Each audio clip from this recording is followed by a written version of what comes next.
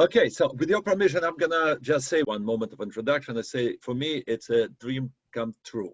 It was 1973, it was a Yom Kippur War. And I was so scared that Israel will be destroyed because based on Russian propaganda, Arabs were about to destroy Israel.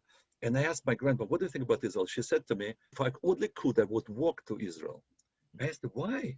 And she said to me, because I remember sitting on the laps of my father and saying, next year in Jerusalem. And suddenly I felt that her father, whose name was Israel, and her name was Ahuva, Luba, means Lubov Israelovna, literally love of Israel. I felt that love of Israel was born in my heart. And my dream became really Israel. And 7 years later, I ended up in Israel after a lot of journeys and KGB stories. We ended up in Israel. And my son was born already in Israel, only later on to come together with me, as I thought, for maybe a month or a year to America to teach Russian Jews in America. And this brief time turned already into 35 years. So, but my son always remembered the dream next year in Jerusalem. And after graduating Cardozo Law School, instead of making career in America, went to Israel and asked him, Avromi, why did you do it? And he said, I'm living my dream. So first of all, my dream was that my son should live my dream. And my other dream is that all my students, like my children, should also live the dreams of their parents and grandparents, to never forget Jerusalem. So therefore, this session is to connect us in the most intimate, heart-to-heart and soul-to-soul way to Jerusalem, to Israel, and to the future. So I'm pleased and happy and honored to actually ask my son, Avraham Katzin, who is an attorney at OurCrowd, to introduce our esteemed speaker. Thank you, Papa. First of all, it's a privilege for me to be here and to be connecting my dream and your dream and our dream together with Jon's dream. Would like, first of all, to introduce you to what is OurCrowd. And I was going to show one video, but because of your introduction, I'm going to show a different one. OurCrowd is many things. OurCrowd is innovation, OurCrowd is leadership, OurCrowd is impact, OurCrowd is connecting Israel to the world as being an Ol Lagoim. OurCrowd is doing amazing things in this world and leading the world into a better place in all different kinds of areas and fields. That's a little bit about OurCrowd before I joined the journey. And I have to say that since I joined, it has been only insanely a much more exciting and unbelievable explosion since then. I asked myself, how is it that OurCrowd has managed to be involved in so many amazing things, in curing cancer, in fighting deforestation, in working on repairing, space and water and everything that you can possibly think of, and curing diseases and COVID and everything that there is, OurCrowd is involved in. And how is it that OurCrowd manages to be involved in everything? Why is it that people want OurCrowd involved in the first place?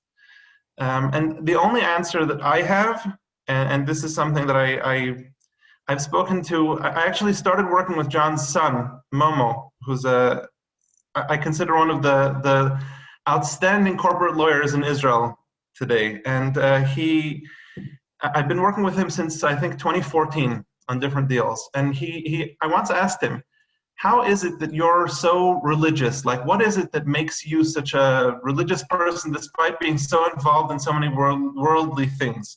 What school did you go to? I asked him. And he told me, there were many people in my school and they all had different backgrounds and they all went in different directions.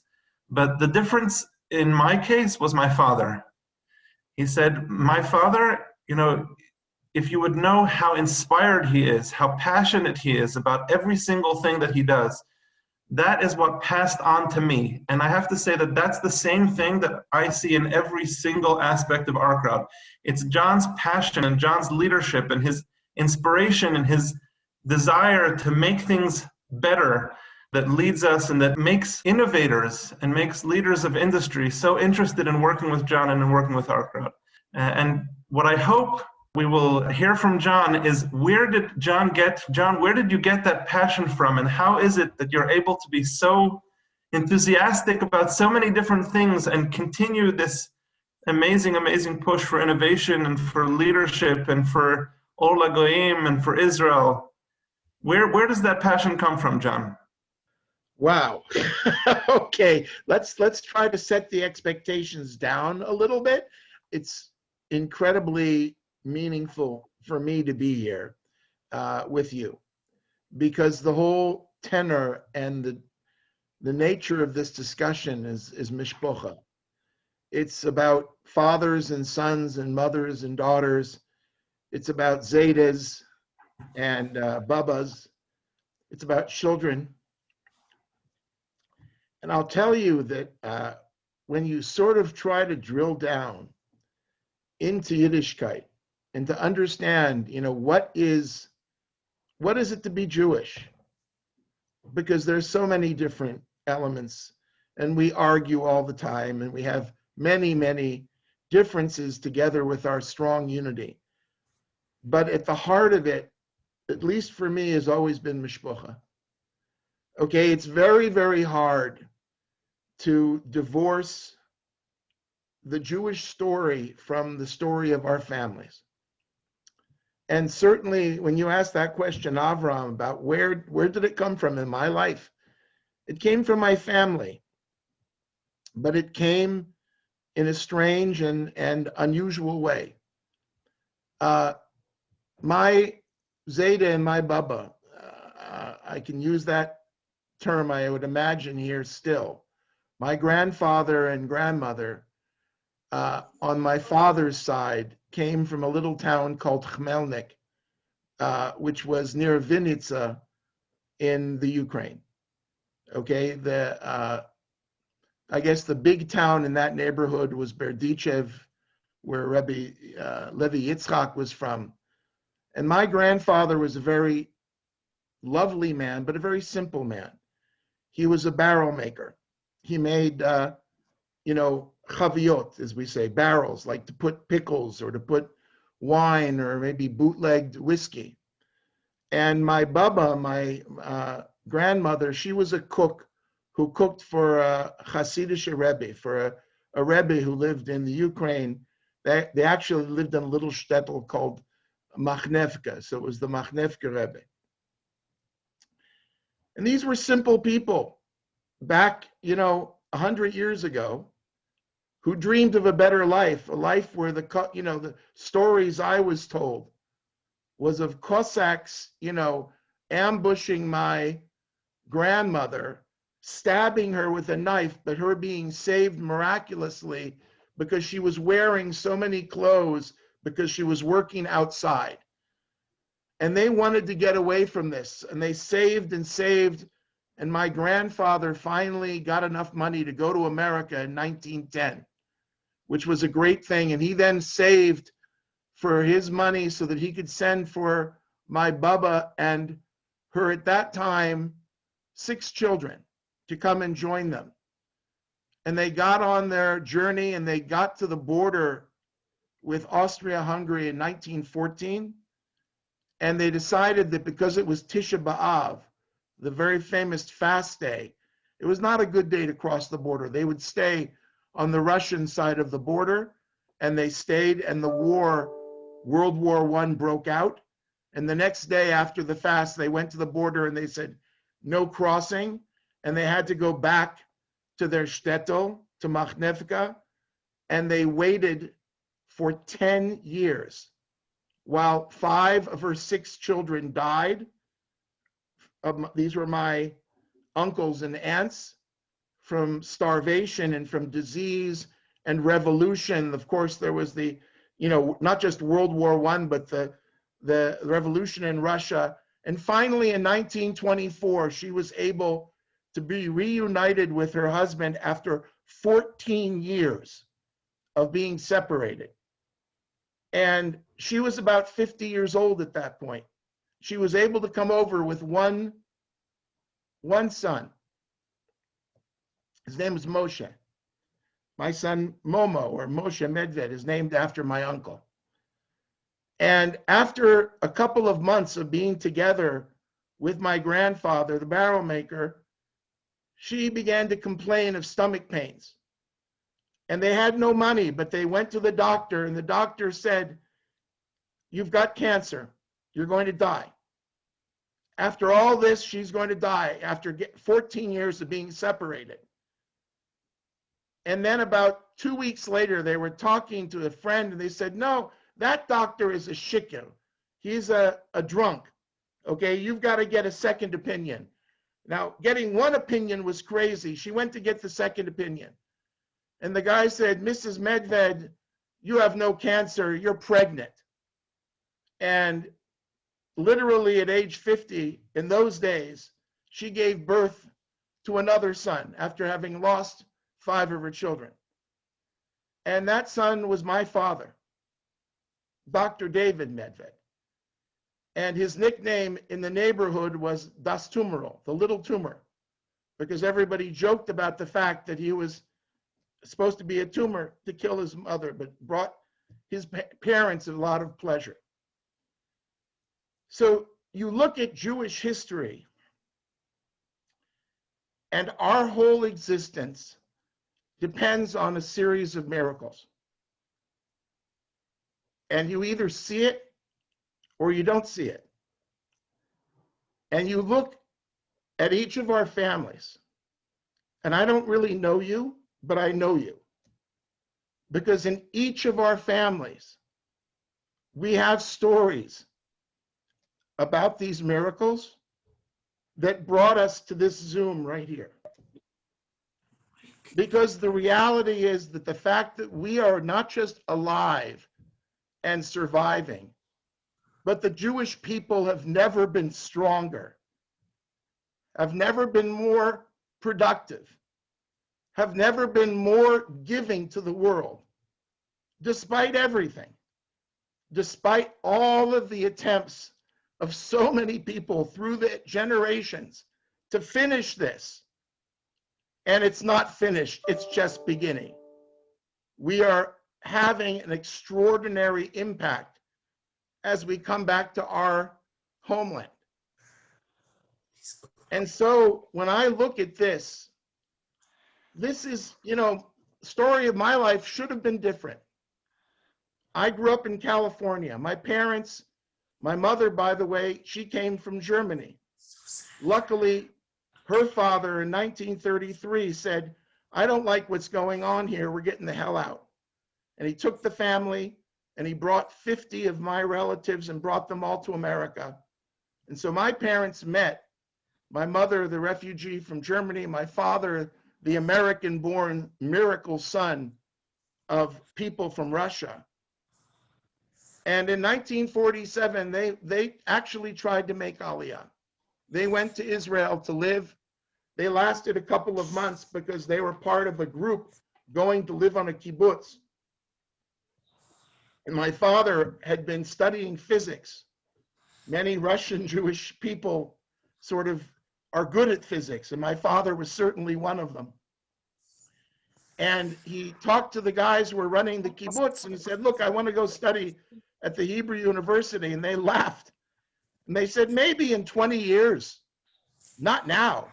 Now we need you in the refet, in the cowshed. We need you maybe in the fields." And my father and mother left Israel in 47, went back to America. He ended up being a rocket scientist and a surfer. And my father, Dr. David Medved, who's no longer with us, he brought me up in California. And I was born in a beautiful place called San Diego. A lot of people view San Diego as the promised land. It's perfect weather, nice people. Okay, what's wrong with San Diego? Nothing. My father would spend his days at the defense contractor, later became General Dynamics. And then the afternoon, the evenings, he would surf. And that's how I grew up. I grew up in LA. I grew up in the 60s. I was a complete American. In my neighborhood, we were not very Jewish. There were lots of Jews, but I didn't know very much. I was expelled from Hebrew school. I was forced by my parents, who wanted me to have a little Yiddishkeit, to go and study, and I hated it. I didn't like the fact that every day or 2 or 3 days a week, I would have to go sit in this boring, terrible class, learning something which had no importance to me. Everybody else was playing baseball. Everybody else was hanging out. And they said, go to Hebrew school. So I made trouble and I was expelled. And as soon as I was bar mitzvahed, I basically took off. I went to Berkeley, okay, the school for radicals, because there I could protest the war against Vietnam. I could do all kinds of crazy stuff that people did in the 60s. And I won't tell you about that now. I'm sure you know and have read about them. But the reality is that at the end of that year, of my freshman year at college, I asked my parents, would they give me a little money so I could go with my friends abroad? And I spoke Spanish because I grew up in California. And I said, look, I want to go to Mexico or Spain where I can use my Spanish. And my mother, Alea Shalom, looked at me and said, are you nuts? You want me to pay you money to go to Spain or to Mexico? She used a Yiddish phrase, even though she spoke German. She goes, Goyish Nachas. Okay, forget it. That's for not us. You want to go somewhere? You're going to go to Israel. And I said, Israel? She goes, yeah, I go to the summer at Israel. It's nice, sun, beaches, nice Jewish girls. You go and hang out. And I ended up going for the summer. It was 1973, that same time that I was talking about the Yom Kippur War happened just after that summer. But that summer was magical. I loved Israel. And then I went back to Berkeley in the September. And a week after I got back, the war started. And on my campus, there were these rallies saying, death to the Jews. Big, big rallies where people weren't saying, you know, death to Zionism, death to Israel. They were saying death to the Jews. And that was like somebody punched me in the gut. Because I felt, wait a minute, this is personal. This is about me. This is about my life. And I knew how to protest. And I knew how to organize. And so that's what I started doing. So I spent the next 7 years doing very little education and a lot of community organizing. I actually was recruited by the Jewish agency, by the state of Israel, to take an old car and to drive around the Western states and go to college campuses and try to organize kids to go to visit Israel. And finally, in 1980, I make Aliyah. And I decide that I want to essentially live my life as part of the Jewish people, as part of the continuation of that history. And about a year or two later, my father shows up. David, the little Tumerl, the surfing rocket scientist, who had moved on to a field called fiber optic communications. I don't know if you guys know what, everybody today knows what fiber optics is. But this was in 1982. So you got an idea of how old I am. And he shows up and he wants to hang out with me for a week or two, see how I'm doing. And he had started a little company in our basement. This was his second startup, making fiber optics. And he said, you come with me to go visit some guys up at a military defense research organization called Raphael. These are the people who make the Iron Dome today. So I go up with him. I'm bored to tears because they're talking science. And I don't know how many of you guys know science, but I knew nothing. I studied history. I had no clue. And they didn't even have an iPhone in those days where I could, you know, keep myself busy. So I sat there trying to understand. Not a word made sense. And finally, after this hour and a half of more torture, my father's finished. And one of these guys, who's a scientist, turns to me and says, okay, Nu Medved Jr., what are you up to? And he says it in Hebrew, so my father, you know, won't understand, although my father actually learned a lot of Hebrew. Make a long story short, I tell him, I'm doing a little tour guiding for Jewish students. I'm working with the Jewish agency. I'm thinking of doing some more study in history. And this guy looked at me and said, Bizbuz totali, which in Hebrew, modern Hebrew, means a total waste. A total waste. He called my life a waste. And I felt like I was slapped. And I said, Mapitom? What are you talking about? Why aren't you dancing the hora with me, welcoming me home instead of telling me that my life's a waste? He goes, you don't get it. What this country needs, now this is 1982, is entrepreneurs like your dad. We need fiber optics. We don't need tour guides. We need factories to employ people. We need technology. And he said, go help your father build a factory, you schmuck. Excuse me for the bad language. Okay? And on the way home from up north of Haifa, I asked my father, I said, Dad, what do you do? And he goes, son, it's a long story. It starts with Ohm's law. Okay? He started trying to teach me what I should have been learning at Berkeley, which is one of the great universities for technology, and I had hung out and protested. To make a long story short, I joined my dad. He gave me a shot with $100 a month, and I ended up building a business with him in fiber optic communications. There was no venture capital in Israel at that time, and I basically helped him build a company which we sold to Amoco Corporation, the big oil company, which then became later British Petroleum. And I was started. And ever since then, and this is 40 years ago, I've been an entrepreneur. I build companies, and I've built software companies, and I've built fiber optic communication companies, and I built mobile technology companies, and I taught myself to be a venture capitalist. And I built one of Israel's first venture capital funds called Israel Seed Partners. And today I run OurCrowd, which I started 7, 8 years ago. The reason it's successful is because of people like Avraham Katzin. I have unbelievably talented young people who work for me. Today, we have 200 people working at my company. We manage about $1.7 billion of assets. We've invested in about 250 startups. We're the most active venture capital investor in Israel. And you ask me what has happened in my life. There have been a series of miracles throughout. The fact that I'm here talking to you and I'm not back in San Diego or LA living a life like most of my friends did, which is away from the Jewish people. Most of my friends did not bring up Jewish grandchildren, like my son Moshe Medved. And my son Moshe, who's named after that great uncle who went with my father, went with Bubba and on that journey to America. Moshe Medved, just to give you an idea, when he was born, it was another miracle. We had tried, my wife and I, to get pregnant. And we got pregnant. It was not easy. And then we lost 2 babies. And finally, we had a 3rd pregnancy, and she started bleeding 2 weeks into the pregnancy.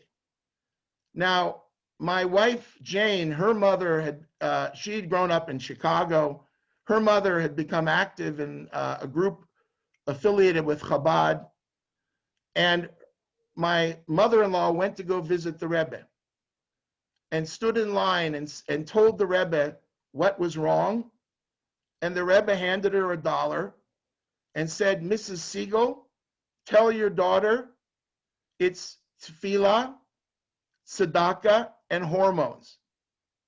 Meaning you must pray, you must give charity, and you should be doing hormones. So my mother-in-law calls my wife and tells her the story. She calls our OB-GYN, who was an Orthodox guy, who said, what? Hormones? That's a wild idea. Well, nothing else is working. If the Rebbe said so, we'll start it.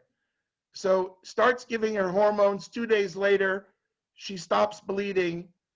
And at 30 weeks, which was 10 weeks too early, my son Moshe was born. He did not look good.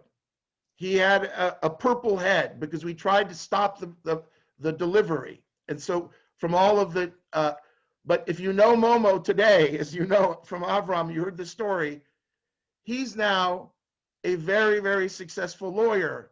But I'll tell you another miracle, and that was a miracle that I had him, and then, by the way, had 3 other children. But the miracle is that Momo, when he was married young, he and his wife had a child. He was born also very early, and unfortunately, he died after 28 days. He was very certain that he was going to be okay, but he didn't make it. And we miss Raphael very much. But my son and his wife, Leah, they got pregnant again, and they were told by their doctor that they had 3 babies inside. They had triplets. And the doctors came to them and said, you know, you got to take out 2 of those kids. You can't try to have 3. She's a little girl. You had a problem the first time. You was born early. You can't go to term with 3 kids. And Momo pulls out $1, which was the same dollar that my mother-in-law got from the Rebbe. And he shows it to these doctors. And he says, listen, I've got $1 from the Rebbe. There's a promise in our family. God gave us 3 kids. We're going forward with 3 kids. Today, these 3 kids, my oldest of 9 grandchildren, okay, are triplets, healthy, wonderful, 9 years old. But it's about these miracles, midor lador, from generation to generation, that we pass on the stories from our Bubbas and our Zetas, from our parents into our children, and then onward. And that, you know, it's funny. When Avram told me to talk, I thought I was going to give you a talk about technology and, you know, all the great stuff we're doing in Israel. And maybe someday we'll do that again, Aryeh. But you asked about family, so you get a story about family. And I think that really the essence of what we are about is this continuity, is this fact that today our country, Israel, is leading the world in vaccination, in technology, in happiness, in health, in doing good things to make tikkun olam not just a statement, but a reality, to solve problems of climate and hunger. And what a blessing today to be able to invest, to start companies where you can not only become rich, which is definitely a blessing. We have no problem in the Jewish tradition with people making money and doing good at the same time. But that ability to both do good and to change the world is a huge gift. It's what we've been doing forever. Sorry to get so personal and caught up here, but you know what? I'd rather tell a personal story than even the stuff about what we do at work. We'll do that next time. Thank you, Aryeh. Thank you so much, Jon, because it was such a moving story. It is a moving story, and I'm sure it spoke to the heart of every single one of us, because our stories begin with our grandparents and with our parents, and God willing will continue with our children and grandchildren, which is essentially of Am Israel Chai. I want to give the floor to our students, but I have to say that when I came to Israel in, it was Purim 1981, that's when I made my Aliyah to Israel. I met a wonderful Jew to continue my education in fiber optics. Do you know Professor Levy, Yehuda Levy of Machon Lev?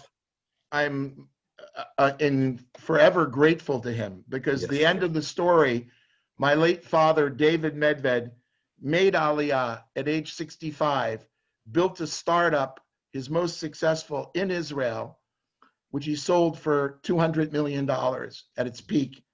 And then he went to teach at Machon Lev. Where I was a student. And who accepted me? Dr. Levy, who wrote a book about classical textbook, optics books and physics, is Dr. Levy. Did you ever meet Joseph Bodenheimer, Professor Bodenheimer? In electronics? Yes, he was also an optics. Of course. Of course, and Rabbi Chaim Bar-Lev. Of course. Look, it still is a great institution.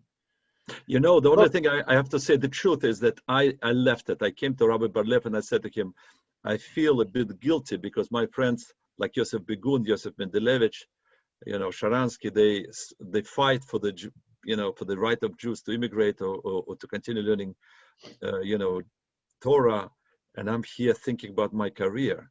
What should I do? And he said to me, make a decision that will help you to grow as a Jew. And I made this decision and I left Machon Lev to go to continue Torah studies. So there's a very interesting Sharansky story about Machon Lev. So this Professor Bodenheimer, who came a good friend of ours, he came to work at our little startup in fiber optics out in Venice, California. It turns out that I ultimately became observant and Shomer Mitzvot, Shomer Shabbat, Shomer Kashrut, through a shul which was on Venice Beach. I don't know how many of you have been to the boardwalk in Venice, but there was a wild little shul there which was very influential in my life. And Professor Bodenheimer from Machon Lev came out there. We became good friends, and there was a family involved named Danziger. And when I came back to Israel, I spent a couple of years with my father helping with the startup. I became very friendly with Natan and Avital. Jane and I they're probably one of our closest friends here in Yerushalayim. So one day Natan was sitting on Shabbos with me and saying, you know, Rachel, my oldest daughter, she's very bright, as you can imagine. Sharansky's got a lot of brain power for sure, both of them. And he says, you know, Rachel's not meeting the kind of smart guys she needs to meet. Do you know anybody?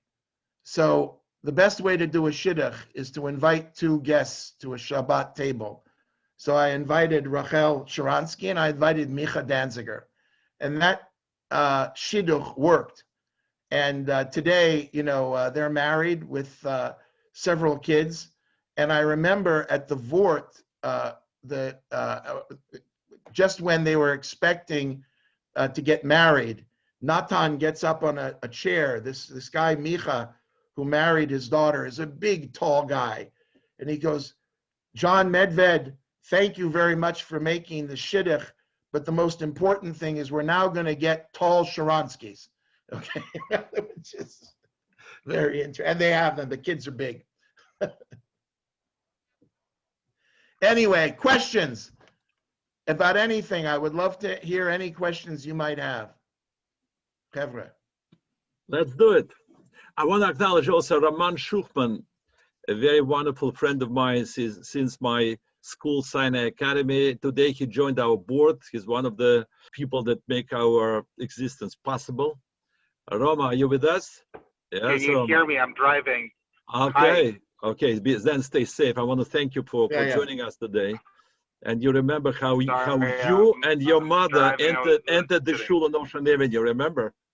And your mother was looking for a school for her yummy Jewish child who was, I believe, 10 years old at the time, correct? It was 1989? It was 32 years ago, yes. Just 32 years ago. And it's also about the family. So we, you know, friends for 32 years from Sinai Academy until today. Thank you so much, Roma. Roma, you're in the field of investments, am I right? What do you do? Tell us a word and then we'll... I am. I'm a portfolio manager at Exodus Point Capital. I invest and have allocated capital to myself. So mostly in derivatives and fixed income. Good. It's an amazing story. If anything,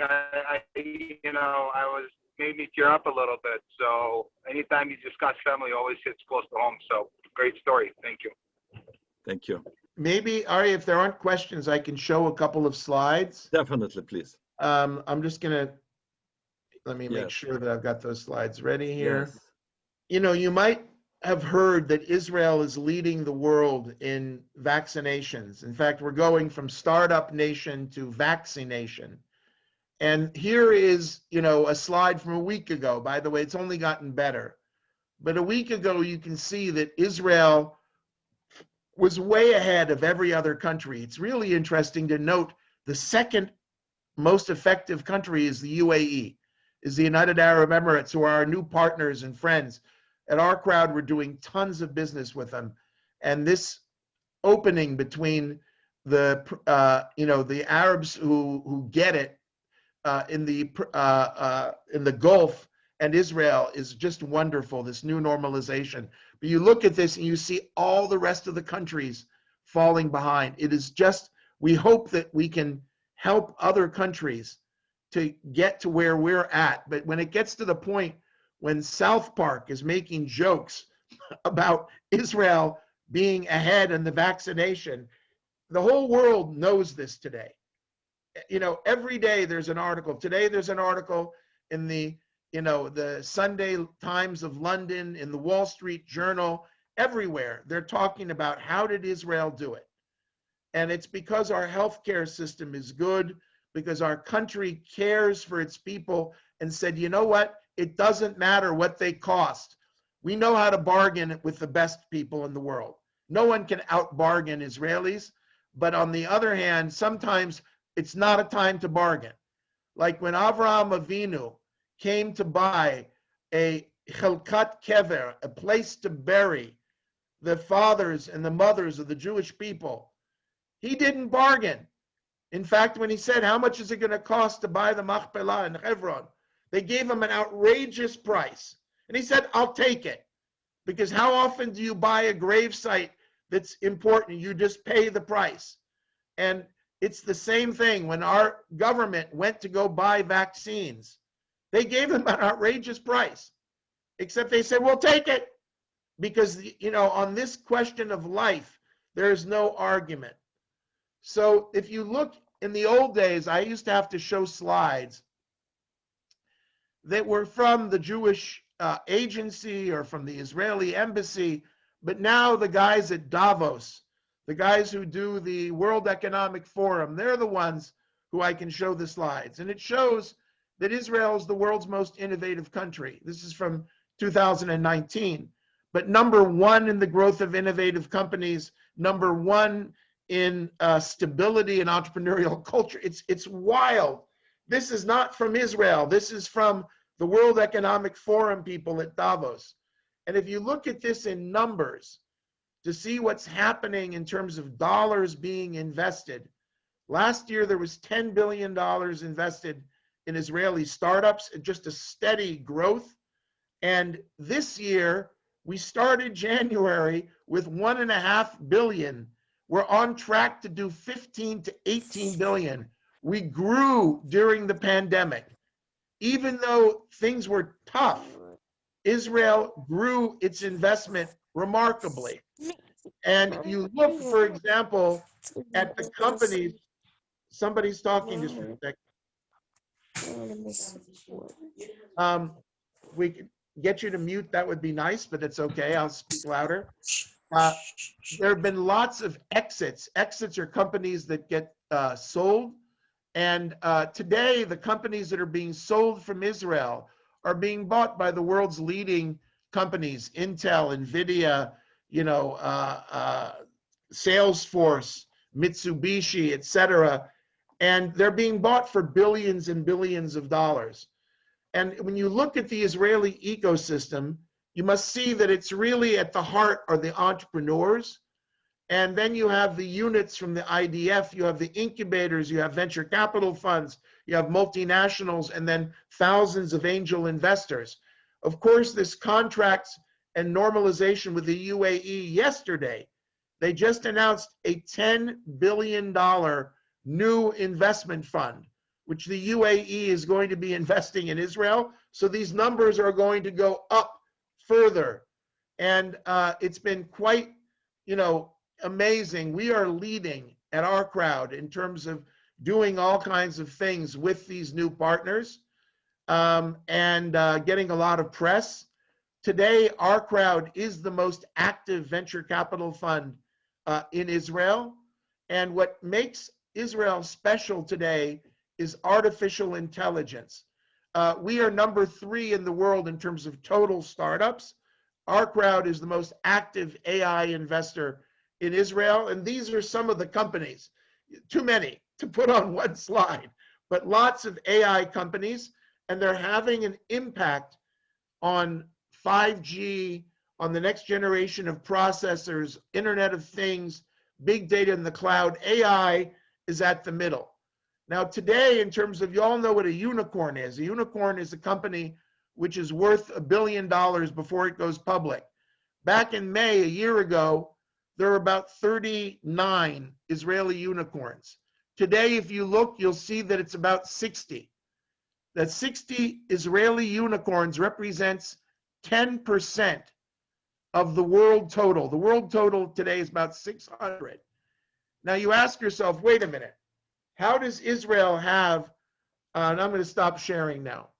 How does Israel have 10% of the world's unicorns? Do you know what percentage of the world's population we are? 1/10 of 1%. 1/10 of 1%. So we have 100 times our natural percentage. Now, Russians are good at mathematics. Okay, I can say that, I think, safely. And I'm sure that everybody here understands that when you have 100 times more than what your natural share is, something strange is happening. And you have to ask yourself, why Israel? Why is Israel leading the world in vaccines? Why is Israel leading the world in unicorns? Why is Israel leading the world in venture capital, but in so many other things, in numbers of books published and per capita, in terms of happiness? There's agriculture, the desert. You look at what we're doing. Why? And the answer is a complicated answer, but it has to do with this connection back thousands of years. Our first fathers, the great grandfathers of ours, Avraham Avinu, he was an entrepreneur, he and Sarah. They took risks. They went as immigrants to a foreign country. Who went to a foreign country in those days? If you went to a foreign country, they killed you. They didn't welcome you. There was no, immigration service with an American flag or an Israeli Aliyah department. They slit your throat. But we've always been risk takers from the beginning. We've always been about spreading the word of morality and Torah and living, for the benefit of humanity. And this is the reason why we are who we are today. Okay, and it has to do with our reading skills and our education. It has to do with our attitude towards women, which was way ahead. Our attitude towards slavery, our attitude towards making money, which wasn't negative. Okay, our attitude towards community, where we all are part of a global network. Our attitude towards making history and being excellent. And the only thing I can say to end this today is that the fact that you have chosen to be part of this program, to check out more about your Jewish history, to reclaim it, to reclaim your birthright. You were born into the most exclusive, wonderful club in the human race. There is nothing like the Jews. We're not a race because we have all colors and all nationalities and all types. But we are this gift to humanity. And the only thing that has to be done, I believe people can live their lives in many different good ways. But to give up this gift, to not learn something about it, to not understand where you come from and be part of our next chapters, because you guys have a complete veto over the Jewish future. You decide what's going to happen. You can decide whether this story goes on or this story ends. Each and every one of you make that decision in your own lives, in your own families. You will make the decision whether or not your Bubba or your Zeta or your great-great-grandfathers and mothers who went through these miracles, whether that ends with you, we're done. Or you can make a decision where this continues on and we continue to be the excellent, amazing people that we are. So with that, Aryeh, I think I'm done. You're definitely not. Come back. You're definitely not done. I just want to say to you, my Rebbe taught me that Avram taught us the art of how to start, how to begin, how to innovate. But his son Isaac was the first one who was actually the second. And he taught us the art to continue and never give up. It's true. So he's also a very good hydrologist. He did a lot of good water projects. Exactly, which is actually the source of education and wisdom, to draw wisdom and purity from your students. That's the idea. The idea is to believe in your people, believe in your students, believe in your staff, and draw the wisdom and the innovation from them. That's the leadership. So I want to thank you tremendously, because really you spoke to my heart. And I have to say that my grandparents fought World War II. Dina Leader's father was a hero, partisan, fought this war. And one of my friends said to me, every time you speak to Russian Jews, to Jews I think in general, you're in a battlefield. You fight our enemies. You fight Adolf Hitler and Joseph Stalin. I want to thank you for joining our battle, because you also went on college campuses. This is what we do at RAJE. We do not give up on people. We believe in them. We reach out to them wherever they are, anywhere in the country. We identify Russian Jews simply as our first mishpocha, but many of our students are not Russians anymore. Our educators have amazing, amazing stories as well to share. And before, of course, we conclude, I want, once again, anybody wants to comment on what you heard. So in 1989, was it, you were told that Israel doesn't need tour guides, Israel needs entrepreneurs. Would you say that this is still true? I mean, I'm hoping to become a linguist. I'm starting my studies in September, but would you say that we still need entrepreneurs more than we need anyone else? We definitely need tour guides and entrepreneurs. We need them all. We need chefs. We need sports leaders. We need builders of real estate and construction.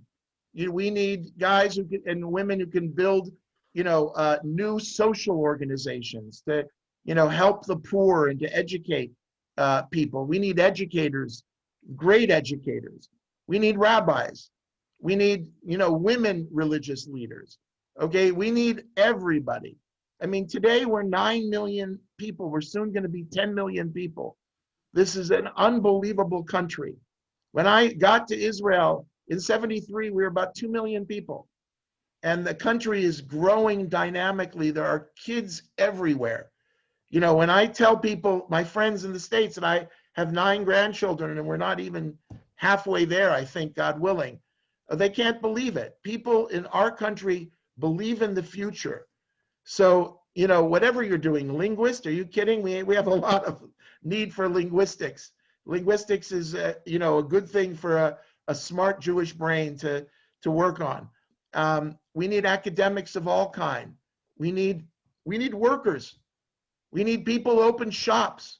We need people who create startups. The beautiful thing about Israel is the ability to reinvent yourself. There's something about coming to Israel at any age, whether you're young or you're old. My father, to end that story, he came to Israel finally at 65. And the first thing he did is built another startup. Okay, and he taught himself Hebrew properly. And he was working till the week before he died as a chief scientist doing wireless optical communications. He thought fiber was too easy. He wanted to send the optical waves through the atmosphere. And we, luckily, at age 83, according to Jewish tradition, you have a second bar mitzvah, because we consider 70 years as sort of a basic amount of living. And then if you get 13 years afterwards, it's a bonus. You have a second bar mitzvah. So a week before my father passed, we had a second bar mitzvah. He was totally with it. He gave a long lecture. All of the sons came in to be with him. And when I was talking to him at this bar mitzvah, all he wanted to talk about was him starting another startup. He knew that he was fighting lymphoma. He knew that he didn't have, as a scientist, that much time left. But his life force was strong. And that is about That is the Jewish way. And so on his grave, we put a quote from the Mizmor Shir L'Yom HaShabbat, from the psalm that we say on Shabbat, that says, Od Yenavun B'Sevad Shenim V'Ra'anim Yiyu, that you will be fruitful, okay, in your old age, and that you will always be renewed and fresh. Okay, that's the secret of the Jewish people as a whole. We are around thousands of years after those words were written, and we're still putting them on our grave sites. We're still saying it every day and every Shabbat. We are old, but we are wise and we are fresh. And that ability to combine the past and the future, to be able to embrace the most advanced science and still learn from our wisdom, because they do not contradict each other. Only fools tell you that science means that religion is valueless. And only fools will tell you that because you're religious, you can't study science. The two go hand in hand, science and religion. That has been our way from the beginning. And it's that beauty of being in that fertile middle that really gives us, I think, our strength. So thank you for giving me this opportunity to share with you all tonight. Thank you, Mr. Medved. Thank you so much. And we're looking forward for part 2. Thank you so much. I hope we get to meet you in person. Amen, amen. By the way, when we come to Israel, because we brought about 6,000 students to Israel. You come to my house for a Shabbos meal, or we'll figure something out. If we need to figure out, because when usually we come with number 50. We have like 50 students in the group. 50, I can handle 50 at my house. And very often we bring eight groups a summer, so we can bring like 400 people, not right away together, but we have hundreds of people. We'll figure out how we can get together. I look forward to it. Thank you so much again. All the best. Pleasure. Thank you. We can only pray that we can learn from the example of you and your family, for the rest of us to also become fresh and old at the same time. Okay, guys, we're going to transition into back into group activity. So everyone was given different choices of different topics. I've put together the breakout rooms. We're going to break out into those rooms. So enjoy your rabbis, enjoy your topics, and I'll see you guys in a minute.